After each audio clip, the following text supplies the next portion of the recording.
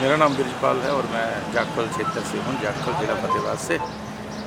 तो बहुजन मुक्ति पार्टी की तरफ से मैंने नॉमिनेशन भरा है सिरसा लोकसभा क्षेत्र के लिए सर। जो धुरंधरों की बात है, जहाँ तक सिरसा लोकसभा क्षेत्र में चाहे कांग्रेस की तरफ से है चाहे वो बीजेपी की तरफ से है, दोनों बाहरी उम्मीदवार हैं और उनका क्षेत्र के लोगों का स्वाभिमान जाग चुका है और वो मानते हैं कि जो हमारा कोई भला कर सकता है सिरसा लोकसभा तो स्थानीय कैंडिडेट कर सकता है।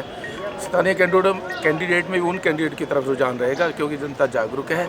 ये दबंगता के नाते जो गुंडागर्दी की तरफ से, चाहे नेल्लो की तरफ से, चाहे जजपा की तरफ से है, इवन बसपा पार्टी जो दलितों का हत्याओं की बात करती थी, वो चमचा युग, जो बाबू काशीराम ने लिखा थी किताब, चमचा युग को अपनाकर भ्रष्टाचारी और को टिकट दे रही है। इन सब चीज़ों को लेकर ही हम बहुजन मुक्ति के रूप में कैंडिडेट के रूप में सिरसा लोकसभा में हैं। लोकल लेवल पर आपको देखो जी, जेजेपी का जो कैंडिडेट है, बलात्कारी का कैंडिडेट है, उस पर आरोप लगा था। और जो अपने चरणजीत रोड़िया, उनकी परफॉर्मेंस देखो लोकदल की, तो एक वो कुछ नहीं कर पाए हैं। सिरसा लोकसभा हो चाहे जाखल में हो चाहे डब्बा वाली काला वाली में, मैंने देखा कि पहाड़ियों की इक्कर बता रही हैं सड़कों पर लगी हुई, वे कैसे जंगल राज है यहाँ। निर्मली सिंह पर आरोपी हैं, वो उन पर 376 का मुकदमा दर्ज, आप जांच करें, आप पत्रकार है मीडिया से। यहाँ मेरा मुद्दा है तो एक बेरोजगारी, और जो बेरोजगारी का जहाँ दो हमारे मुख्य उद्योग धंधे थे, यहाँ भुन्ना शुगर मिल थी और टोहाना में न्यूकम फैक्ट्री, इन राजनीतिक धुरंधों की वजह से, नलायकी के कारण ही वो बंद हुई हैं, जिसमें बेरोजगारी हुई है। दो ही उद्योग थे सिरसा लोकसभा में। तीसरी बात आ जाती है शिक्षा की। शिक्षा के क्षेत्र में कोई भी, इसमें हमारे क्षेत्र में कोई कॉलेज नहीं है, कोई मेडिकल कॉलेज नहीं है, तो डॉक्टरों की कमी है। जो स्थानीय जो डॉक्टर नहीं होंगे यहाँ पैदा, तो डॉक्टर या हॉस्पिटलों में चिकित्सा भी शिक्षा से जुड़ा हुआ मुद्दा है, ये भी है। और जो मेजर प्रॉब्लम मैं मानता हूँ, स्वच्छ पेयजल।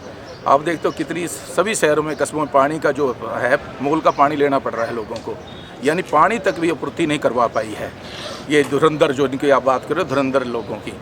तो ये पार्टियाँ इनके लिए ही हम एक लोगों के बीच में हम जा रहे हैं। नशा हमारा जन चेतना मंच संस्था है, हम भगत सिंह विचारधारा को लेकर आगे बढ़ते हैं। और जाखल क्षेत्र में, फतेहाबाद क्षेत्र में आप देखोगे जन चेतना मंच का एक नाम है, हम उसके लिए लड़ाई लड़ते रहे हैं, संघर्ष करते रहे हैं। और ये नशा जो बिकवा रहे हैं, हमारी जो इसे एसपी साहिबा थी और अनिल विज जैसे बीजेपी के धुरंधर के बीच में भी बातें हुई थी, वो सबके सामने है कि सरकार और प्रशासन कैसे राजनीतिक संरक्षण में ये नशा फल फूल रहा है। इवन जो मैं नशे में एक ऐड करूँगा, एक जो चरणजीत रोड़ी के जो ड्राइवर थे, बठिंडा में साथ ही लगते पंजाब में शराब की पेटियों के साथ पकड़े गए थे, वो भी न्यूज़ आप जैसे पत्रकारों ने चलाई थी। सिरसा ज़िले में मैं तो सबसे पहले तो मेरी योजना यही है, सिरसा ज़िले में जो एक तो जो नशा है, चारों तरफ से राजस्थान और पंजाब से घिरा हुआ क्षेत्र है, जब ये नशा का बंद होगा तो युवक और बेरोजगार जो युवक हैं वो नशे से दूर होंगे, तभी रोजगार की तरफ बढ़ेंगे। और यहाँ भी मैं मानता हूँ एक एम्स की तरह स्थापना होनी चाहिए, जो मेडिकल संस्थान है, जो एम्स बड़ी संस्थान होगी तभी यहाँ सिरसा में अब हो गया। और रेलवे नेटवर्क जोड़ने की बात इन्होंने की थी, तवर हो चाहे रोडी हो, चाहे इससे पहले सैलजा भी बकाते रहे हैं, लोगों को गुमराह करते रहे हैं। रेल नेटवर्क से जब तक नहीं जुड़ता सिरसा का, इस क्षेत्र का विकास होना असंभव है। और इसके लिए मैं पुरजोर मांग करेंगे हम पार्टी की तरफ से। बतौर सांसद अगर मुझे मौका मिलता है तो मैं इसको जरूर उठाऊँगा। एक बात और ऐड करना चाहूँगा स्टूडेंटों की। अब करनाल में ही हुआ था, एक स्टूडेंट था जो बस के नीचे आकर गिर गया था। तो ये इनके लिए सुरक्षित और समयबद्ध ट्रांसपोर्ट व्यवस्था कराना भी एक हमारा अहम मुद्दा होगा, ताकि बच्चे जो लटक कर जाते हैं, ऐसे जाते हैं, ये नहीं जाए।